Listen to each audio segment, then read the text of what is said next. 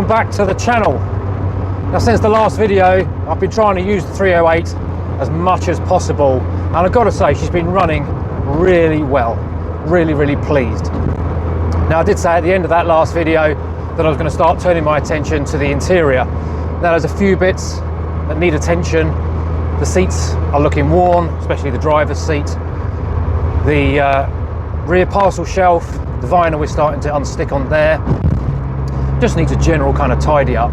I've also got a bit of an issue with this cover that you see behind me. So that is covering the Targa top. It's not actually right for this car. So let's get back to the garage and make a start.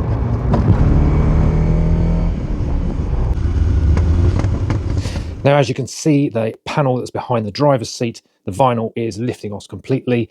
So I need to be able to remove that panel so I can repair that. And then while I'm doing that, I might as well take this other side off as well. Now, from what I can see, I've got to undo the seatbelt on that side. And then there's this bracket in the middle. Now, the bolt for this bracket is in the engine compartment and is quite difficult to get to. In fact, it is actually under this section here, right up behind that pipe. And now that's the bracket removed. Now, frustratingly, this threaded bolt here has sheared off completely, so it should be almost twice that length to get down there. So I'm going to have to figure out a way of repairing that. As you can see though, the metal has actually got some corrosion on it as well. So I need to take the vinyl off, give it a good clean up, and then decide how I'm going to repair this. But with that removed, you can see that this end of that panel is already starting to lift. So now I'm just going to go ahead and undo the seatbelt. All right, with the seatbelt now removed, I can get more access in here. Now, I feared that the vinyl covering was actually pinched into the rubber around here, but that's not the case. In fact, the rubber, so the vinyl is quite loose all the way around, and it's normally stuck to this aluminium piece here. But to remove the aluminium piece, it seems to be wedged. So that obviously goes in and under this rubber that holds the window in place. Now, it's the start of spring here in the UK, so I don't really want to be taking this window out and risking doing any breakages or messing it around. But I do want to tidy this up, so I'm going to try and just stick this back into place the best I can for now, and then maybe come back to that at another time. So now we've got both sides secure, or the material secure. The next thing we've got to do is turn our attention to these little fasteners. Now, you have one over there. One sits in this hole here, and there are a couple down there on the carpet as well. When the roof is stored, when it's not on the car, it's sort of stored behind the seats here, and there should be a cover that goes over it, and it gets clipped into the 4 positions. My roof does sit there. I do have a cover, but it turns out I don't think it's for this car, so we'll come back to that. Anyway, one of these clasps was missing, so I have found something very similar. It's by a company called Tenax. It is as close as I can find, and the new both have an M5 bolt. They've both got the same size hex, although the original is ever so slightly thicker. The ball on the top is the same diameter. The only difference being is the original was completely round, maybe slightly flat, no, completely round, but the new one has an ever such a slight point to it. I don't think you're going to notice, but that's the next thing to install. One other thing I've noticed is that this panel should actually be sitting behind this lip here, underneath this one. I hadn't noticed it before, because I think when the seatbelt is actually in position, it sort of sits there and covers the join up. The only way of putting that back in is to remove this completely. As I said before, the only way of doing that is to remove the side window, which I don't want to do at the moment because I am still using the car. So I'm going to have to put up with that. It's going to have to be hidden again behind the seatbelt until I can address this properly. So meanwhile, I'll just get on and fix these fasteners, then I can go back in and fix this central piece. So now the shelves are back together again, the last thing to do is put this bracket back into the middle that holds both sides down. Now, the problem I had when I took it off, as I showed earlier, the bolt that was underneath had sort of sheared off around here, so it was too short. So very good friend arranged to have a new piece of thread welded on for me, which I am eternally grateful for. So I just now need to re-stick the vinyl piece back on again, which I've saved, and then we can bolt that into place. And voila, and now we have a much happier looking shelf. So I can now turn my attention to those side bits and see if I can make good. So here we can see the damaged areas. Now, interestingly, now the car left the factory black with a cream interior, so I thought these were quite original parts, but when I look on the back, you can see that they have, obviously that's just overspray from the car, but you can see how dark they are, and particularly here, it's obviously been painted over, and it was black before, which was quite bizarre. So I've got to try and match this colour. Now it looks like it's a sprayed on colour. There's a bit more damage on this side, which is the driver's side. So I'm going to put a patch on the back of here, which is why I've peeled it off of the foam. And then I've got an array of colours here, which I'm going to try and mix up to try and match this colour and try and repair these damaged areas. Never done this before, so wish me luck. So I've made a start on the driver's side panel. This was the more damaged out of the two. You can see where I've had to make some serious repairs. This one still needs some more work doing to it. The colour match isn't quite there. It's a little bit dark, but I have revised the colour and I'm quite happy with this new colour. In fact, I have done the passenger side. Now this was not as damaged, but there were still holes in it, still a couple of tears in it. And I've given this a complete cover with this new colour, and I'm quite pleased with the way it's come out. It's not perfect, but it's definitely a lot better. However, I suddenly came up with a brainwave. A couple of years ago, I recovered the parcel shelf in the Morris Minor in a similar colour material, and it just so happens I had some of that left over.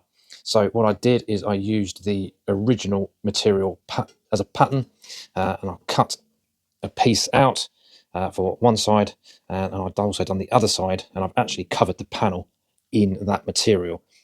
It looks great. It's not an exact match. The colour is slightly different from the original. If I bring that down, this is slightly creamier. This has got more of a grey to it. But, you know, as I said before, this was not that one, that one. It was black vinyl that's been spray painted. So it's going to be a really tricky colour to match anyway. This feels much nicer. It feels soft, whereas that feels quite plasticky and quite hard through age, and also I've given it some colorant as well, so that hasn't helped.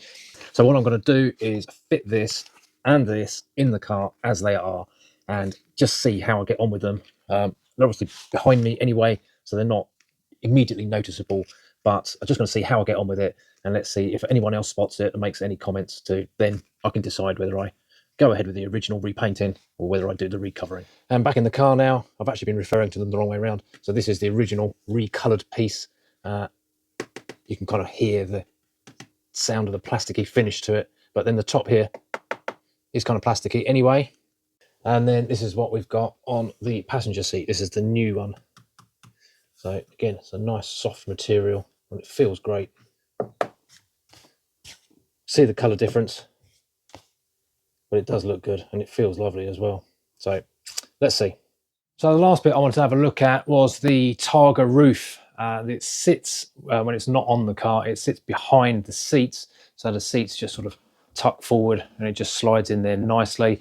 And it has a sort of vinyl cover over the top of it.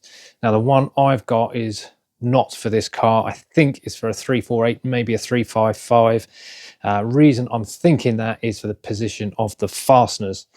Now, you see down here, I've got this strap with the fastener on it, but I've got nothing here to connect to. The 308 has got a fastener on the shelf at the back, which is the one I've replaced, and then the one down on the carpet. And then this just isn't long enough to sort of stretch down on there.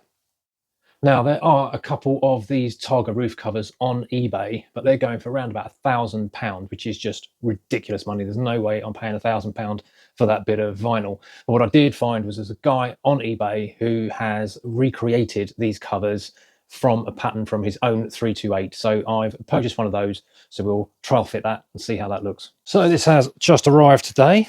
So very exciting to get this. Be nice to have the proper cover. Nice new vinyl as well. Lovely. So just going to slot that over the top of the roof. So now we've got the new cover in situ, and I can already see a couple of issues. I've got some photos of what the original 308 Targa cover should look like in situ, so I'll put those over just so you can see the comparison. One of the differences is this edge here and the flap at the back. It should stretch out where I can make a hole in it and put these fasteners. So I bought a pack of these fasteners in preparation for this turning up, and then they should clip into there, but that just well, if it stretches, then I've got more of a problem at the bottom. But as it is, without even stretching it, so the fastener in the carpet is here, and already this finishes here. Whereas in actual fact, it should pull down. One of these fasteners gets pushed through and connected to there. But again, if I pull that down, there's no way it's connecting at the top there. Now that's not exactly how I wanted to finish this video, but I do have a plan. Now I've managed to get hold of a genuine 308 vinyl Targa cover on loan, and I'm going to make up a template. Now my sewing's not that great, but I have been keeping in touch with the guy who created that one that I purchased, and I'm going to ship him a template and we're going to give it another go. So fingers crossed this is going to work. In the next video, I am going to be looking at the seats and see if we can improve the way they look. And by the end of it, hopefully, we are going to have a proper vinyl cover to sit onto that roof, which will tidy that inside up. So until then, thanks very much for watching. Cheerio.